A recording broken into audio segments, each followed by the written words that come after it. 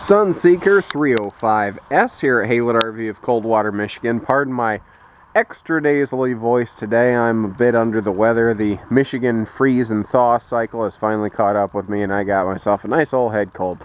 So good news is you're listening to me, and not, talking to me in person where I breathe on you.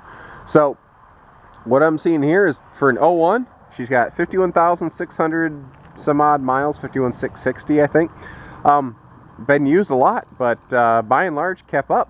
You got to understand anything with that kind of age and miles on it, nothing's flawless. But it's as far as I can tell, everything's in good working order. Tires are in really good shape. That's a big thing I like to focus on with motorhomes.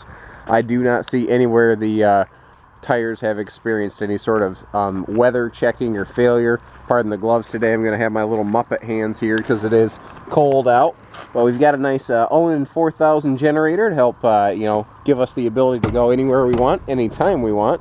That's a slam latch, by the way. I should have dropped it a little harder and it would have closed itself. Slide out awning topper over that slide to help keep that thing protected. Yet another reason she's still here in pretty good shape.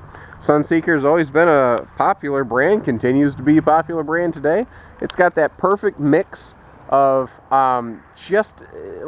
it's all the necessities plus a couple upgrades you're really going to want. Like, it's got a nice battery disconnect system so your systems don't go dead on you. It's got the generator. It is rigged up for towing on the back. We do have a 2-inch receiver hitch welded on the back here with a 6-way plug, so keep that in mind. It does not have a full 7-way on the back, though that isn't really terribly hard to rewire.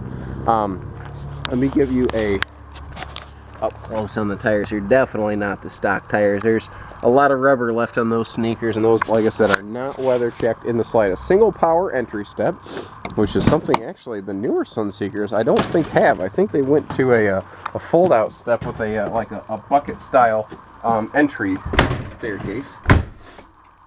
Let me back up here. Perfect little couples runaround rig with like a little bit of grandkids capability. Now when that slide opens up, it's about a 2-foot slide. It just makes such a dramatic difference in here in the living room, so you can actually get through. We just took it on trade, so things like going through and spot sweeping the floors and whatnot, those are things we can do. We just haven't had the opportunity yet. With our business volumes as they are currently, we're selling things and taking things in on trade more quickly than our clean team can get through to stuff. So right now, those sort of things are not included in our price tag, though they obviously could be if you want them. You can kind of build your own purchase that way. Soft touch ceiling liner. Up here, let me take my glove off just a second. You can kind of see my thumbs sink into it there. That does 2 things I really like for us. First of all, noise dampening.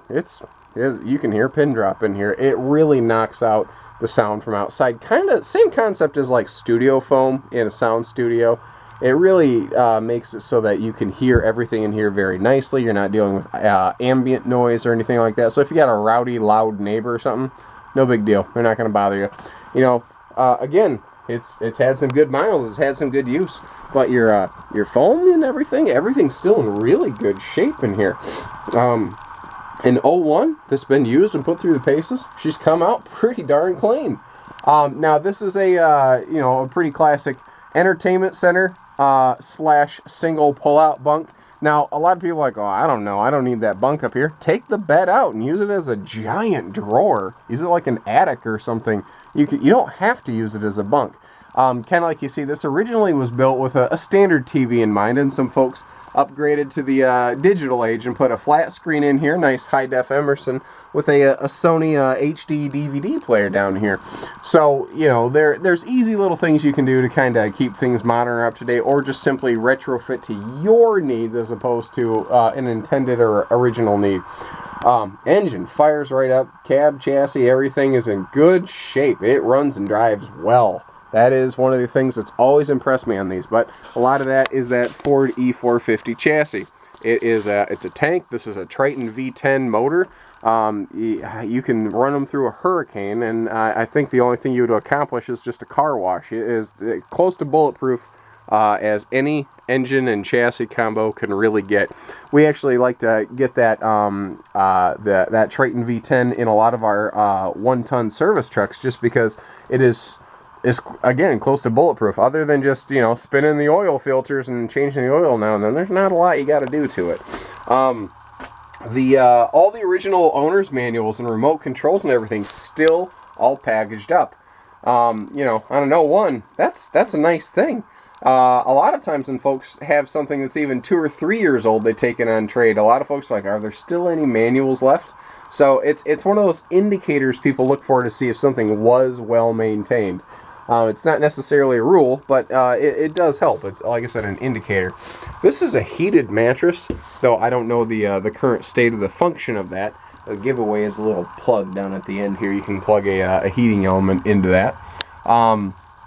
Those mattresses actually still used today pretty popularly in the Rockwood series of ultralights. Both in the kitchen and here in the bedroom, we do have these larger max air fans, so you do get the better airflow in these. Oh, yeah, right over here. In the bedroom, they also had this all mounted up for a nice flat screen as well. Now, they did keep this screen with them, but what's nice is they left the wall mount. If you remove this wall mount, I mean, you can, you know, you'll leave scars on the walls and things like that. So this is very easily going to be able to merge onto pretty much any flat screen developed in either North America or China. And, you know, it's got pitch adjustment so you can have it face down toward the bed. That's a nice little widget to have there for you. And if you don't want a TV, it's a coat rack. Pardon the cough. Again, I am a bit under the weather. Little detail stuff like that little bouncer you see right there so that this door doesn't jackhammer and spring its hinges. It's little stuff like that. It's that extra little detail stuff that makes the difference between an 01 being in good shape or rough shape. And this one is definitely in the good shape. The nice hat and closet storage area back here, very nice, especially in this little bathroom area with this nice fifth wheel style standing shower. You've got lots of headroom, and that is to call that a generous skylight is putting it lightly. That's actually slightly larger than the shower. That's huge. And our little private bath space over here. Nothing too fancy necessarily, but it gets the job done. This was more of an area of necessity rather than fashion anyway. All in all, you know what? If you've never had a motorhome or you're just considering doing some traveling or something like that, this is a slick little option right here for you. Some folks who do like NASCAR events or horse trailer shows, you could put a little trailer behind this as well. This is a great little runaround rig. It really is. When I don't feel good, I get irritable quickly and I look at things with a negative lens. And I walked in here looking for reasons to not like this RV. And I really couldn't find one. I mean, for an 01, you just couldn't ask for much more. You really couldn't. It did not disappoint. Even though I wanted it to, I couldn't make this thing disappoint me. So that has to say something. So 800-256-5196. Haylett RV of Coldwater, Michigan. Take care. Stay safe. Happy camp.